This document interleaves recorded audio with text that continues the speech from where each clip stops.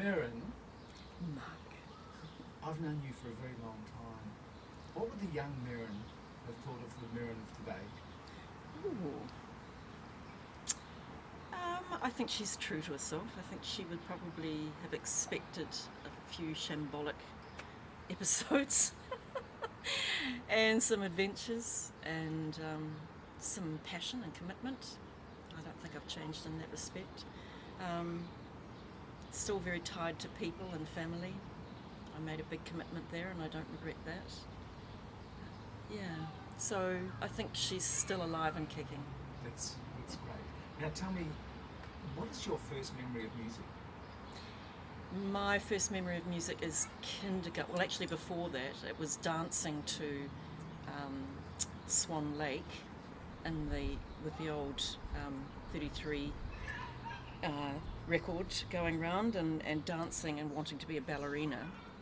And then my grandmother decided that I needed a piano because when I started kindergarten, I'd been going up and playing things that I could remember that I'd heard and replaying them back. So eventually when I was 7 we got a piano, but before that there were a lot of Christmas carols, carols by candlelight and singing, living music, being music, feeling it through me. So it was more than just an auditory thing for me. It's always been a holistic passion. And tell me, do you remember your first official piano lesson? Oh yes, I do. It was an audition with Mrs. Collins, with Dorothy Collins. So it was actually an audition? It was an audition, yes. And I was 7 years old. And did she make it clear that it was an audition? Yeah, she did, because she was full up. And yes. I don't know where Mum and Dad had heard that she would be great. A good Catholic woman, and her daughters were very musical, and I knew of Pauline through Shirley Intermediate because my sister was at Shirley Intermediate. Anyway, I played something and she seemed to quite like it. It was on her grand piano. It was the only time, apart from when we did chamber music, that I got to play that piano. And then she put music in front of me and I didn't read music, so I continued to play by ear. And she told me off. So my first experience was kind of not quite rapped over the knuckles, but certainly told that I was going to learn to read music and that was going to be my way forward. So do you remember how you felt when you left Francis on that day? Terrified, yeah, terrified of what was ahead. But I loved that piano. And I thought if I could go and play that piano, once a week, I'd be a happy girl. And then I found that no, in fact, we were in a little room out the back on an upright, which was also fine. But yeah, it was a very different experience. And the other thing I remember was the notebook with the sharpened pencil that she always wrote in. The date took for ages, and then beautiful handwriting, what I was to play and what scales I was to practice, and everything was very organised, and I would have very controlled, and there'd be the little tap on the fingers if things didn't go so well. So yeah, it was good for me. It was discipline, but I can't say it was fun.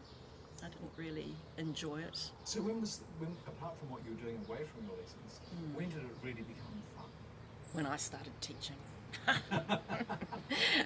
Because I could make it what I imagined it always would be, and for me that meant moving, it meant coming at it from all angles, giving kids a diet of all sorts of different kinds of music, exploring through their bodies, feeling music, touching music, playing music, creating their own, being mad, but mainly having fun, just really enjoying it. You went to Avonside Girls High. I did. And you went on to become one of New Zealand's sensational high school teachers, but do you have memories of music at school? Yes. Again, it was, I felt like, I remember grabbing a guitar and going up the front and playing Hey Jude and having the whole class singing. And I was told to go and sit down because it went on and on and on, And I could have spent the whole class time doing that. It was in the third form, year 9. And then I remember loving Mrs. Lloyd, Ruth Lloyd, as I got further into the school system, and she was very cool. She was a great teacher. So you were a great teacher, and they say that if you've had 3 great teachers in your life, you're a very lucky person. Have you had 3 great teachers? You've got Mrs. Lloyd.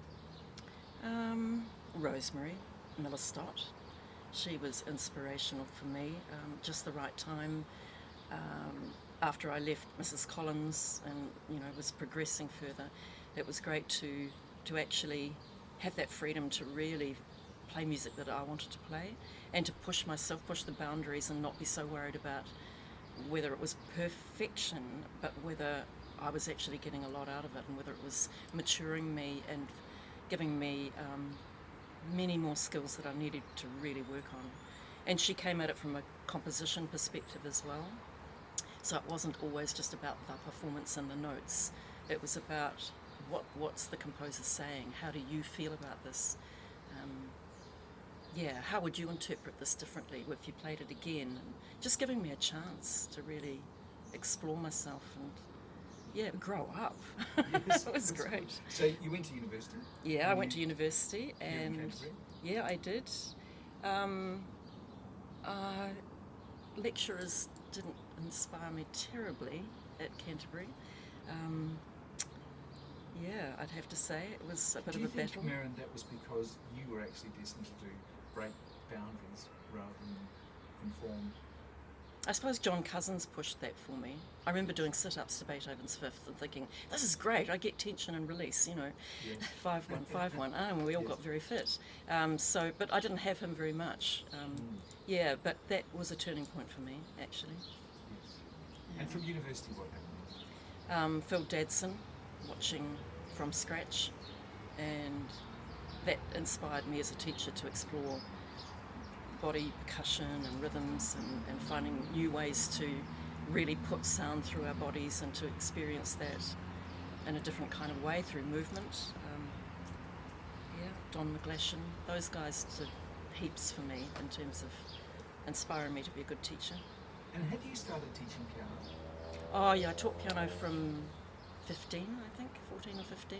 I had pupils, poor little things, coming to the house And do you think in you were- Champion Street in St Albans. And do you think you were a good teacher? No. What was that? I tried. You I remember tried I had a hard. 5-year-old boy who really didn't want to play the piano. It was way too early for him. And I tried to get him up and moving and play games and get him inspired, but it just was never going to work for him. Others were quite happy to carry on practicing, and I tried to give them music that I thought they would enjoy more and find out from them what they wanted to play. But I still stuck to the same, sitting beside them and playing bits with them, and then letting them, So you realised then that you weren't destined to be a studio piano teacher? I got a bit tired of it, I'd have to say. So you finished at university and you gained all these skills. And what was your first job? It was actually working with Bob Perks in the weekends, working with special needs children and adults. So we would spend Saturday and we'd have them all bus into a centre, and my job was to do music and movement with them. And there was an orchestra Bob had going, and it was just fantastic. It was all free. It was all, I didn't get paid to do it. It was just for the love of it. And I also ran some preschool classes in the weekends as well, just to bring myself to the roots of music and what makes people respond. Strong sense of trying to develop a cultural awareness. I'd sung in the Kapahaka group at school and performed in that. And I kind of really wanted to get in touch with the roots of Aotearoa and Pacifica music, so all those influences came into my teaching quite early on.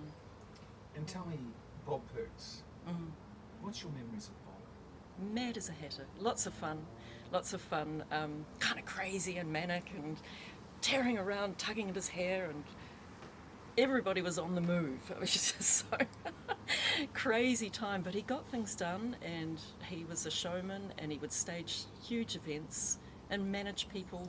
Everybody went along with him. Nobody ever, challenged Bob. He was a bit of a guru, I suppose, in the day, and he took risks where others didn't.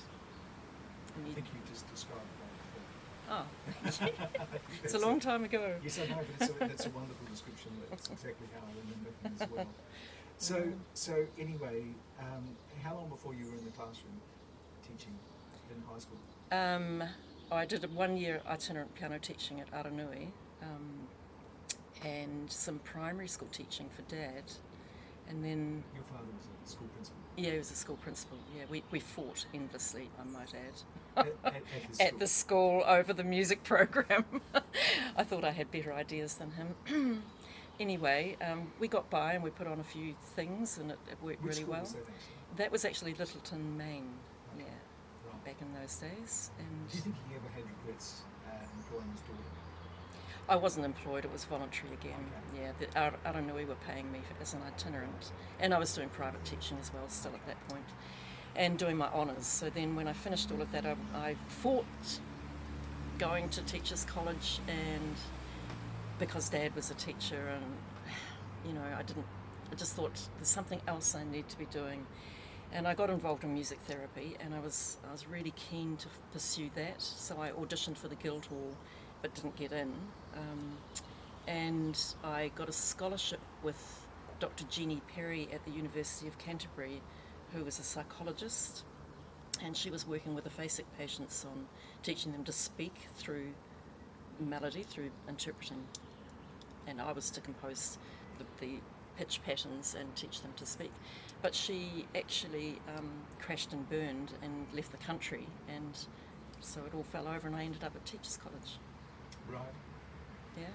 And tell me about your time at Teachers College. Oh, it was hilarious. We were a great group, 10 of us. We're still all good friends. We've still kept in touch. Jeremy Winter.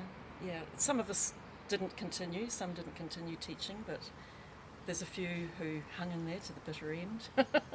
A few of us who became music advisors and worked in various different roles and making resources and trying to feed back into the system. And I taught, not for that long, but then before I went into training teachers at Teachers College. And they were the best years too, actually. I really enjoyed that. That's good. Yeah. But of course you were at Milton High School for a long time. Yeah, So 10 years. How was that? 10 Oh, years I is- love the kids. Again, I've still got friends. Some of them are on Facebook with me regularly. I had a ball. I just loved them. Did you love it from day one, or was it one of those jobs which you created through the strength of your personality? I had to fight a few delinquent boys, but one threw a chair at me and told me to F off. But apart from that, they all seemed to come along in the end and enjoy as long as I did. Did the boy who threw the chair, did he end up learning the oboe or violin? No, guitar. I let him tune the guitars. I found out he actually had quite a good ear. Yeah. So to calm him down, I'd say to him, "Do you want to hang out and help me tune all the guitars before the next class?" And he'd do that, and then Stroke of genius. Isn't it? we were buddies after that. So yeah, I don't know whatever happened to him, but Did he ever was show any smart. remorse for throwing the chair? The other thing that happened with him was that I kept him in after school earlier. I kept the whole class in actually for being naughty, 3P I remember, and he had to go to work and I didn't know, and he stormed off, and I ordered him back into the classroom in the days when you could do detention straight after school. And the next morning he came with a huge gash down his face, and his father had beaten him with a jug cord because he didn't turn up for work on time. It was my fault. So I never had class detentions anymore. Just learned how to keep them entertained in other ways by singing and listening to their music, and yeah.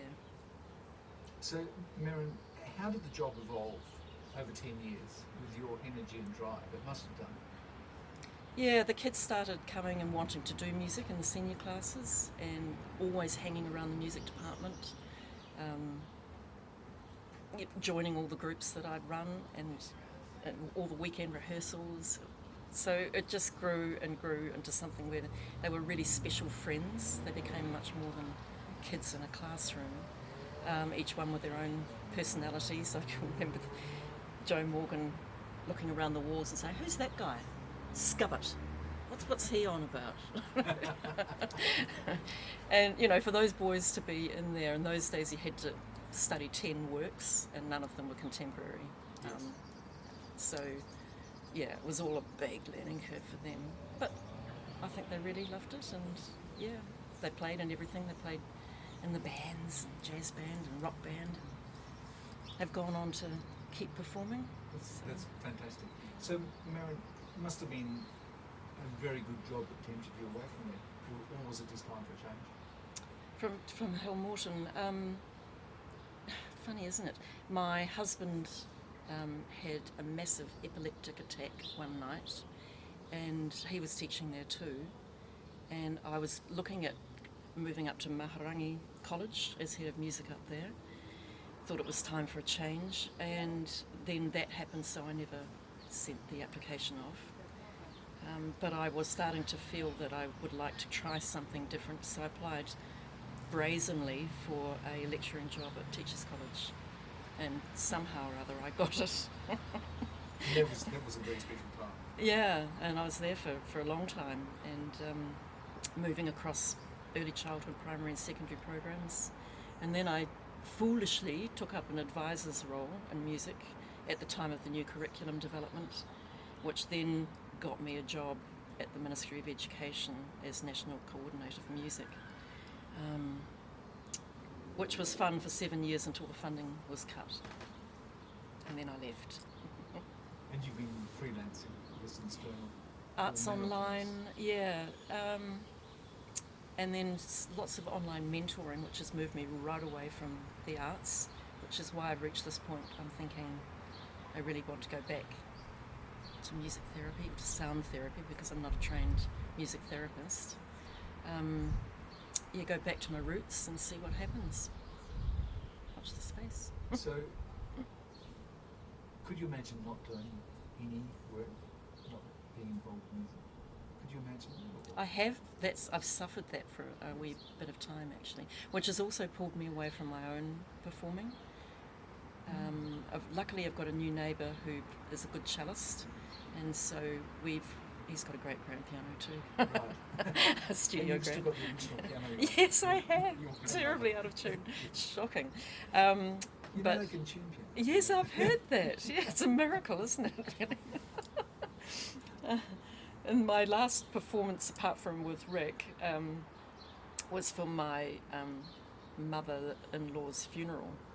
And this is a very funny story, and it's hugely embarrassing, so I'll finish with this. So Brian and I flew up and didn't get the chance to see the church. It was out in the country, or to try out the electric organ that I was to play. Praise my soul, the King of Heaven. I had a bit of music there that Brian's brother had given me, and so when we got there, everybody was already in, and there was music playing, so I couldn't try it out.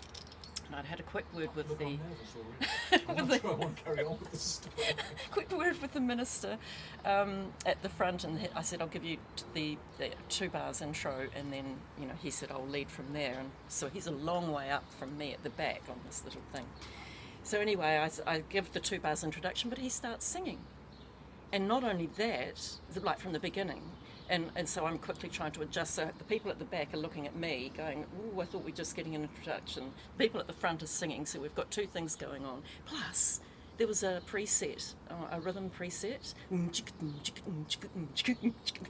I couldn't work out where to turn it off. So I kept playing, and with this arrhythmic, ridiculous thing going on, people sort of turning around, me with tears streaming down my face, laughing because I couldn't stop it. And I'm looking around to see if there's anybody who could help, and the undertaker came running from behind, and he started playing, but he played with the volume. It was the most dysfunctional, hilarious thing I've ever experienced. It was brilliant. Gladys would have loved it. Brian's mum. Look, on that note of chaos, I think that there's all sorts of adventures ahead for Merryn. Thanks, Thank Mark. you very much, Merryn. That's wonderful.